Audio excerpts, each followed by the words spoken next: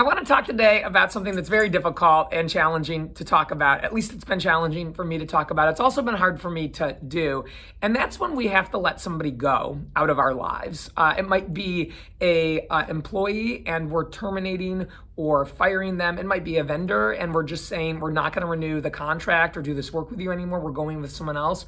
But sometimes it's also a person in our lives, a friend, a family member, a significant other, and we're saying, this just isn't working out. We're not going to spend time together anymore under the arrangement we've had. In the last year and a half, I've had to do this 3 times that I can readily think of, and all of them were really challenging. For starters, I had thought that when I became a sole proprietor, a self-employed business person, out on my own, an entrepreneur, I wouldn't have to do this as much anymore because I was no longer going to be in leadership. I don't have employees as it stands today. And so I thought, how often am I going to have to let someone go or have that uncomfortable conversation of saying, this isn't working out? And I have had to do it 3 times. And so in the past year and a half, I've actually let go of a client, somebody that was paying me for services. And that's always unusual because you think, okay, the person that's paying is the person that gets to make that decision. But in this case, I just felt like this isn't really the right working arrangement. We're not well matched. We're not really a good team together. I don't think either of us are getting out of this what we wanted. I think it's better that you find someone else. And so that was tough because I like this person a lot. But again, just the nature of our arrangement wasn't working well. Another situation was when I let go of a coach, somebody that advises me and mentored me and was giving me guidance. I didn't feel that person's advice was in line with what I was really wanting to achieve. And in a third instance was with a vendor, somebody that I had contracted for services and had to say, you know what, we're going to cease the terms of this arrangement. And the biggest thing that I want to share with you is that a lot of times when this happens, that you are getting close to making a decision of, I'm going to ask this person to exit their role in my professional or personal life, you can start to second guess yourself because it's a tough conversation to have. And unless it's flagrantly bad, where it's very obvious that this person is, there's maltreatment going on, harassment going on, someone isn't paying per the terms of the agreement, it can sometimes be hard to say, it just doesn't feel right to me. And so because of that, I'm going to do something else. I'm going to go in a different direction. We can talk ourselves out of the right decisions by saying, maybe it's not that bad, or maybe it's me. Maybe I'm the one causing the problems in the working arrangement. Maybe my expectations are too high. Maybe I'm imagining the poor treatment I think I'm getting. Maybe I really can't do any better. Maybe somebody else wouldn't do as good of a job as this person is doing for me. Maybe I should give it more time. And so we say all these things to ourselves, and what that does is it causes us to prolong whatever is happening. It takes longer to make the change and make the decision, and then we're kind of at odds with ourselves because we kind of know in our heart, this isn't working, this isn't right, this isn't what I want, but we're not doing anything about it. As I was struggling to make all 3 of these decisions, I enlisted the help of a different mentor and coach I had, and I kind of said, what do you think? And this person told me something very important more than once, and she reminded me, Amy, you need to trust yourself. You've already given a list of reasons about why this doesn't feel right to you and this arrangement isn't working out for you. And then you're here, ruminating on it and asking about it and thinking about it and deliberating. You're turning your back on yourself as you're going through that process. You already know what you need to do. You know what is right and what is wrong, and you know what you want and what you don't. And you've already kind of made the decision.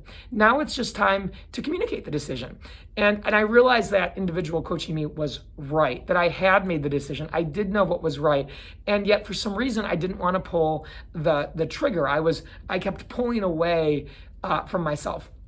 when I finally made the decision to have the conversation and communicate the end of the agreement with each of these three individuals, I worried about that as well. I was trying to figure out, well, how do I say it? How do I communicate it well? How do I share? I'm sorry, we're not going to do this anymore. What if they have pushback or objections, or they're unhappy with me, or they don't react or respond well? And what I realized as I thought about that was it does not matter. It doesn't matter how they respond. It doesn't matter if they don't like it. It doesn't matter if they're upset. It is up to them to respond well and for them to be okay with it. And if they're not okay with it, well, then I've just gotten more confirmation that they probably weren't the right individual to be working with, because of course I communicated these decisions respectfully and kindly, not in any kind of aggressive or attack.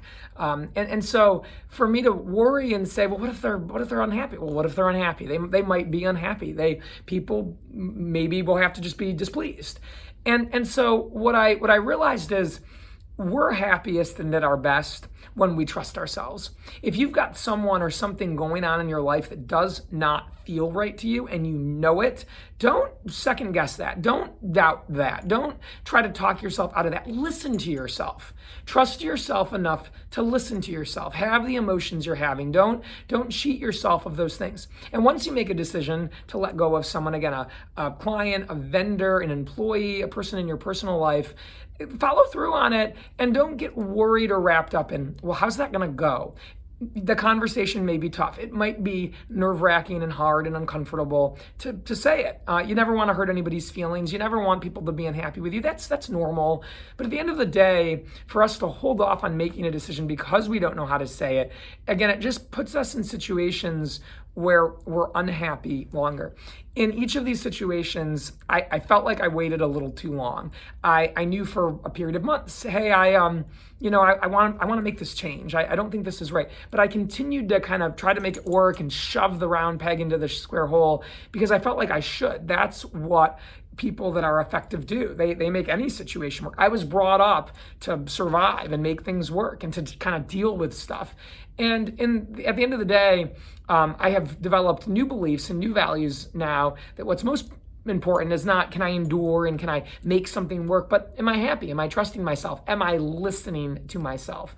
And so again, once you've made the decision, yep, I want to exit this person from my life, just do it.